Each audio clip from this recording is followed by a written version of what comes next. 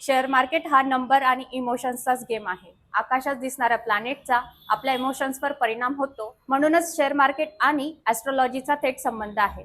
Investment आणि ट्रेडिंगमध्ये ॲस्ट्रॉलॉजीचा कशामुळे परिणाम होतो हे जाणून घेण्यासाठी आपण आज इन्व्हाइट केलेलं आहे डॉक्टर प्रवीण वाडेकर यांना.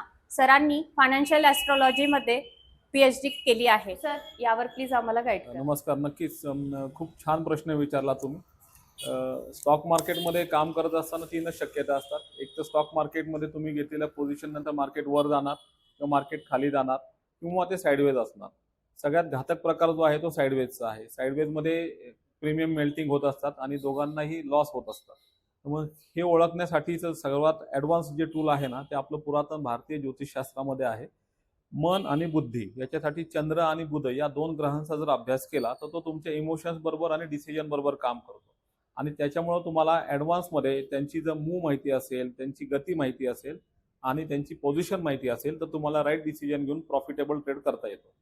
ज्यावेळेला एखादा स्टॉक्स किंवा इंडेक्स वर जात असेल, बायर्स वाढत असतील, तर त्यावेळेला जी घडणारी घटना असते त्याच्यामध्ये बायर्सची संख्या जास्त असल्यामुळं टेक्निकल रिझनमुळे तुम्हाला दिसतं की ह्या स्टॉक्स वर चाललाय.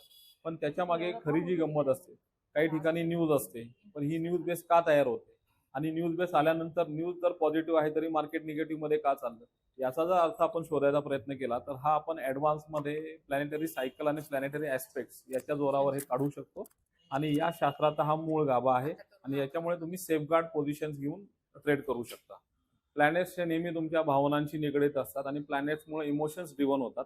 इमोशन्स ड्रिव्हन झाल्यामुळे बायर्स अँड सेलर्स यांची संख्या कमी जास्त होते आणि यांची संख्या कमी जास्त होण्याचा जो परिणाम येतो मार्केटवर किंवा खाली गेलं तर याचा थेट संबंध हा या ग्रहांशी येतो.